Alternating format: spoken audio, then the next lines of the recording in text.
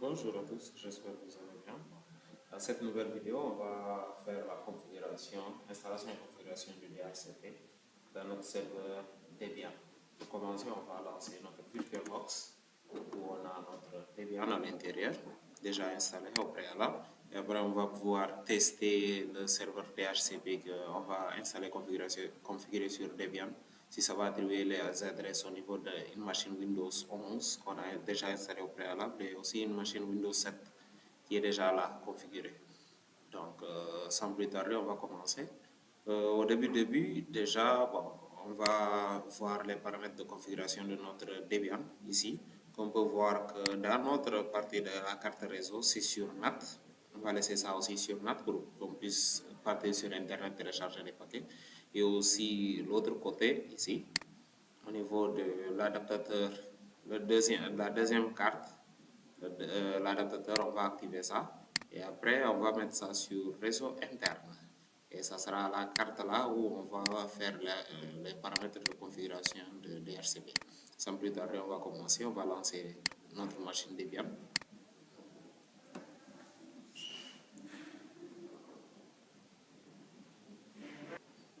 Voilà, la machine sera lancée. Et il faut voir aussi que la machine Debian pratiquement, c'est une distribution Linux d'où on peut faire, c'est un serveur pratiquement Linux. Donc là, je vais me connecter, je vais agrandir la page ici pour que ça soit plus visible pour vous. Jusqu'à ici, c'est bon. Je me connecte en tant que root, utilisateur root et le mot de passe.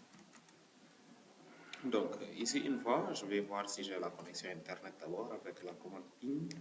J'essaie de pinger ça. Là, je vois que j'ai la connexion Internet. Ici, la première chose à faire, c'est faire apt update. J'essaie de voir si j'ai des mises à jour.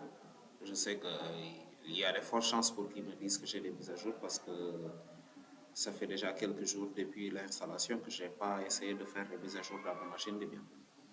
Donc, je vais y faire les mises à jour nécessaires. Après, je peux continuer. Donc là, il va vérifier. Une fois que c'est bon, voilà. Alors, ce que je vais faire, c'est faire un apt pour pouvoir télécharger apt install. Après ça, je vais installer les paquets de Vim qui est un éditeur de texte que ça sera plus flexible pour que je puisse vous montrer les détails. Dans quelle ligne se trouve tel fichier que je dois modifier, dans quelle ligne je dois modifier telle chose, telle chose, telle chose. Je vais télécharger aussi les paquets de NetTools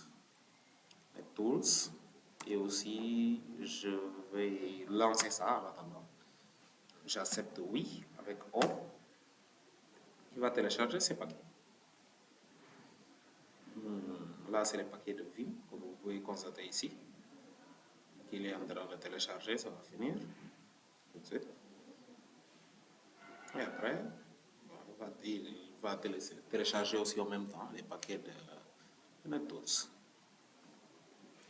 Donc, une fois que c'est fini, je fais un CTRL L, je nettoie l'écran, je fais un dpkg espace.l pipe grep pour voir si sur le DHCP ça existe. DHCP, voilà, il y a les paquets de DHCP, mais c'est les paquets de DHCP client et DHCP commande. Donc, la commande pour télécharger les paquets de DHCP, c'est apt espacement y install isc-dhcp server. On fait entrer. Il va installer ça automatiquement. Cette fois-ci, ça m'a demandé au préalable est-ce que je veux vraiment télécharger ça pour la confirmation avec O, puisque au début, j'avais mis la commande avec un tiret Y. Donc ici, vous allez voir ça en tant que des erreurs, mais ce n'est pas des erreurs. Lors de l'installation, vu qu'on va configurer le DHCP, la première chose à faire d'abord, ici, dans ce cas-ci, c'est de faire quoi? C'est d'aller configurer les paquets, la nouvelle carte réseau qu'on vient de mettre. La nouvelle carte réseau, donc pour configurer ça, qu'est-ce qu'on va faire? On va faire vim espace etc network / interface. On fait entrer. On arrive ici, on voit qu'il n'y a qu'une seule carte réseau préalable qui est là. Donc, je fais échappe 2.7 nu. Je numérote, je fais insertion, je descends, je fais encore, je descends. À la ligne 14, je vais commencer par allo, hot, plug, N, P, 0, 0, S, 8. C'est la nouvelle carte. Efface, P, 0S, 8, et net, statique. Vu que notre serveur DHCP, son adresse qu'il doit récupérer, ça doit être en adresse statique, n'est-ce pas? Donc, statique, je descends, et je le donne l'adresse, adresse qui sera 192.168.100.1 pratiquement, et je vais lui donner son masque qui sera net masque, qui sera 255.255.255.0, qui est en /24. Donc là, je peux valider, je fais échappe 2.x, j'enregistre et je sors automatiquement. Je vais désactiver et réactiver la carte réseau qui est if down np0s8. Je désactive la carte et après je fais if up np0s8. J'active ça, je fais if config. J'essaie de voir. Et ici, bien, vous allez voir ici que il y a 192.168.100.1. Donc l'adresse est déjà configurée. Qu'est-ce que je vais faire? Je vais créer un répertoire où je vais faire la sauvegarde de tout ce que je vais faire. Donc le répertoire de base va s'appeler save. Donc je fais mkdir espace /usr où je vais le mettre et ça sera save. Je fais entrer, je fais un cp des fichiers que je vais modifier. Les fichiers que je vais modifier sont quoi? Sont etc, etc, default, isc, DHCP que je vais envoyer vers usr, save.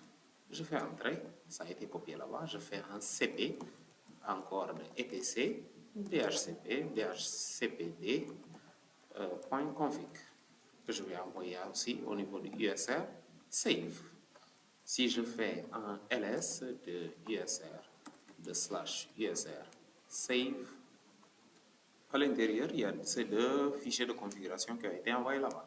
Donc, je vais faire, la première chose que je vais faire, c'est vim espace /etc default isc dhcp server. Je vais éditer ce fichier, je fais échappe 2.7 nu. J'entre. Une fois que j'entre ici, qu'est-ce que je vais faire? Je pars à la ligne 14 d'abord. Ligne 14, je vais activer ça. Je fais insertion, j'active ça. Je pars à la ligne 8, j'active aussi. Il faut voir que lorsque vous mettez JS, ça veut dire que la ligne sera commentée et ça sera désactivé. Lorsque vous enlevez le JS, ça sera que la ligne sera activée et décommentée. Donc là, dans ce cas-ci, la ligne 17, je pars ici, entre les doubles codes là, je vais mettre NP0S8, le nom de notre adaptateur réseau, et le IPv6, je n'ai pas besoin, donc je vais commenter ça avec un JS. Donc je fais échappe 2.x entrée. Je pars éditer l'autre fichier de vim etc dhcp dhcpd.conf. Ici, je numérote, je fais 7 nu. Je pars à la ligne 7, je vais commenter ça. La ligne 7, je commente la ligne 7. Je commente la ligne 8 et je commente aussi la ligne 10, la ligne 11 et la ligne 17. Donc, je descends à la ligne 21, je recommande ça, autoritatif, je laisse activer. Je descends, je décommande la ligne 50, je décommande la ligne 51, je descends, je décommande la ligne 54, je descends, je décommande 55, 56, 57 et 58. Quelqu'un peut se dire actuellement ici pourquoi je n'ai pas décommenté la ligne 52 et 53. 52 et 53, ça va nous servir pour le nom du domaine. Donc le DNS, là pratiquement c'est pour le DNS, 52 et 53. Donc dans ce cas-ci, qu'est-ce que je vais faire? D'abord, je vais renseigner le réseau. Quelle est l'adresse réseau? L'adresse réseau, c'est 192.168.100.0. .0. Dans ce cas-ci, c'est à ça l'adresse réseau d'abord. .0 avec le masque /24, c'est-à-dire 3255.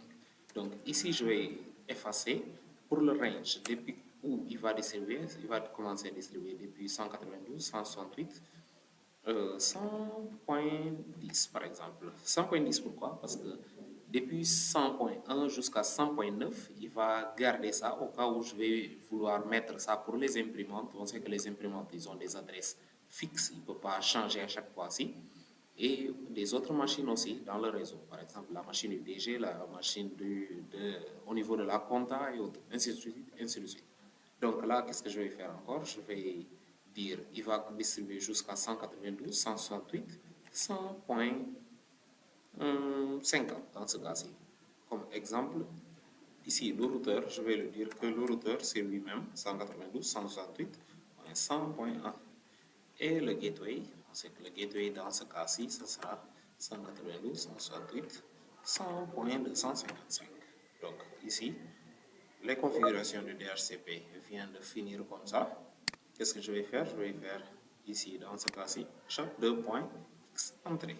Donc, qu'est-ce que je vais faire? Si je vais faire un système, ctl, système, ctl, restart, isc, DHCP server.service pour redémarrer pour redémarrer le fichier de configuration de ISC DHCP server. Donc je fais entrer. Si il me donne pas une nouvelle ligne, ça veut dire que tout est bon, il n'y a pas d'erreur.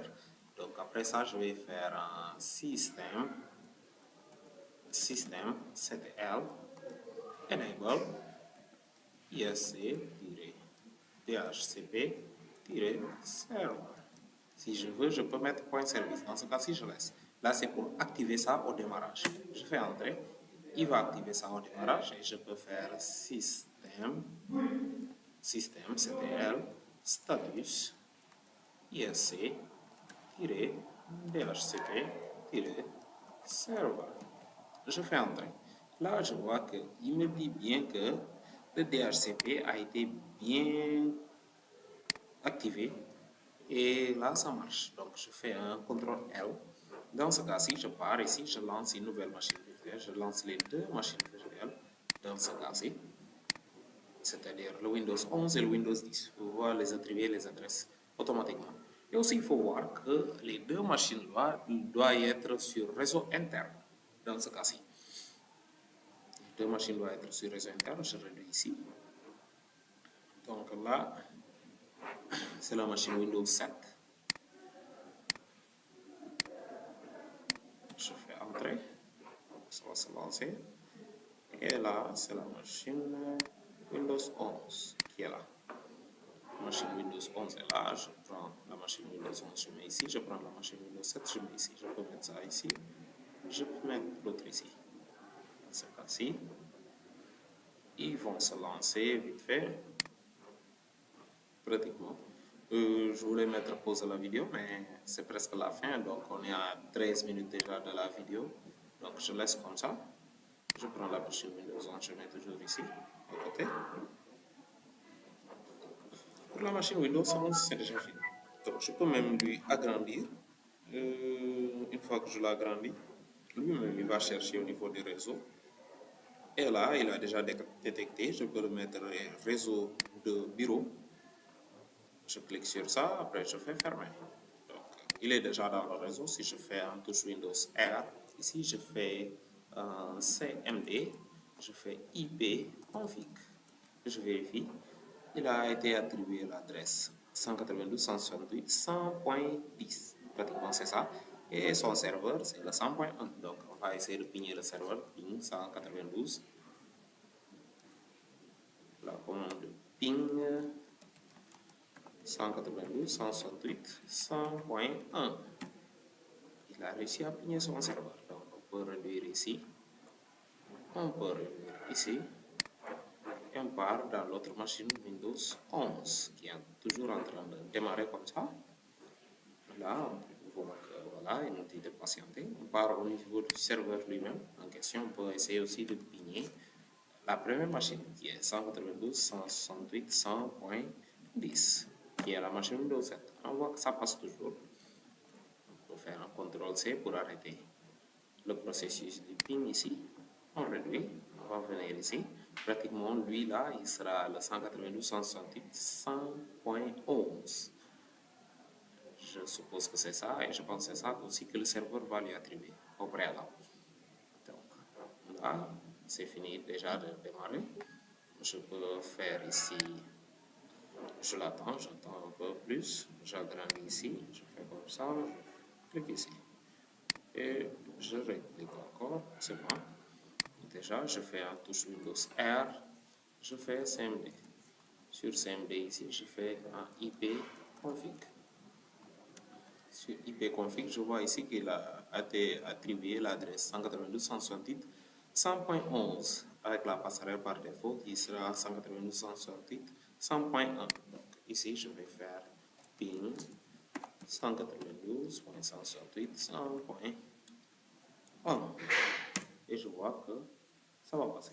Donc là, maintenant, c'est déjà passé vers le serveur. Je vais essayer de pigner la machine cliente, c'est-à-dire la machine Windows 7. Donc Windows 7, c'était 100.10.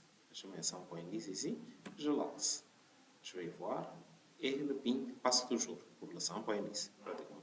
Donc si je pars aussi du côté de la machine Windows 7 ici, la machine Windows 7, je fais ping 192.168.100.11 qui est la machine Windows 11. Je fais entrer. Ça n'a pas passé ici. Pourquoi? Parce que normalement, dans les machines Windows 11, il y a les pare-feux qui bloquent les trafics entrants. Donc, qu'est-ce qu'on doit faire ici dans ce cas-ci? On doit partir au niveau de la machine Windows 11 ici. Et on peut désactiver le pare-feu. Touche Windows R, firewall.cpl. Firewall.cpl, je valide. Il va ouvrir les pare-feux. Sur les pare-feux, c'est pas la peine de fixer que pour des tests. Je vais désactiver directement le pare-feu. Je fais désactiver ici et je fais désactiver ici. Donc je fais OK. Je valide ça. Je reviens sur la machine Windows 7 en question. Je le dis encore, essaye de pigner la machine Windows 11 et je vois que le ping ça passe. Ok, qu'est-ce qui a été fait là? C'est-à-dire quoi? C'était le ping seulement qui ne marchait pas, pratiquement. Donc là, c'est bon. Je peux mettre fin à notre vidéo et on se retrouve après pour une nouvelle continuation de la vidéo. C'est bon, merci.